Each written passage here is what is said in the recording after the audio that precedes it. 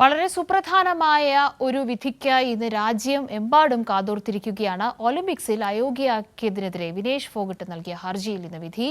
ലോക കായിക തർക്ക പരിഹാര കോടതിയാണ് വിധി പറയുക. ഇന്ത്യയുടെ ഗുസ്തി ഫെഡറേഷൻ പ്രസിഡന്റ് സഞ്ജയ് സിംഗിനെതിരെ ദില്ലി ഹൈക്കോടതിയിൽ ഫോഗട്ട് നൽകിയ മറ്റൊരു പരാതിയും ഇപ്പോൾ നിലവിലുണ്ട്. ഒളിമ്പിക്സ് ഡെസ്കിൽ നിന്നും നന്ദു ഈ വാർത്തയുടെ കൂടുതൽ വിവരങ്ങളുമായി ഇപ്പോൾ ഗുഡ് മോർണിംഗ് കേരളത്തിനൊപ്പം ചേരുന്നുണ്ട്. Good morning Nandu.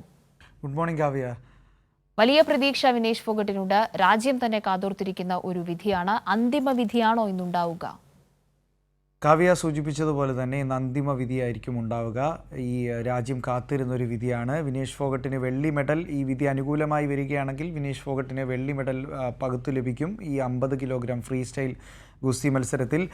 കഴിഞ്ഞ ദിവസം വിധി വരേണ്ടതായിരുന്നു. പക്ഷേ ഈ കോടതിക്ക്, അതായത് ഈ കേസ് പരിഗണിക്കുന്ന ആർബിട്രർക്ക് വിഷയത്തിൽ കൂടുതൽ ആഴത്തിൽ പഠനം ആവശ്യമാണെന്നും അതോടൊപ്പം തന്നെ ഇരു കക്ഷികളോടും ഈ സുതാര്യമായ വിധി വരിക എന്നുള്ളത് മുൻനിർത്തിക്കൊണ്ട് ഇരു കക്ഷികളോടും ആവശ്യമായുള്ള ലീഗൽ ഡോക്യുമെൻറ്റ്സ് സബ്മിറ്റ് ചെയ്യുന്നതിനും കൂടിയാണ് ഇത്തരത്തിലൊരു സമയം നീട്ടി നൽകിയത്. എന്തായാലും അത് ഇന്ന് വൈകുന്നേരത്തിനുള്ളിൽ തന്നെ സമർപ്പിക്കാനാണ് പറഞ്ഞിരിക്കുന്നത്. അത് സമർപ്പിച്ചതിന് ശേഷമായിരിക്കും ഇത്തരത്തിൽ ഇന്ന് രാത്രി 9:00 ഈ വിധി പറയുക.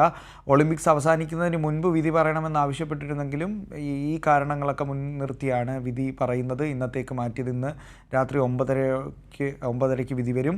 ഹരീഷ് സിംഗാനിയും വിദുഷപത് സാൽവെയുമാണ് ഹരീഷ് സാൽവെയും വിദുഷപത് സിംഗാനിയുമാണ് ഈ വിനേഷ് ഫോഗട്ടിനായി അന്താരാഷ്ട്ര കായിക തർക്ക പരിഹാര കോടതിയിൽ ഹാജരായത്. ഇവരൊക്കെ ഇത്തരം വിഷയങ്ങളിൽ കൂടുതൽ കഴിവ് തെളിയിച്ചവർ, അഭിഭാഷകരാണ്.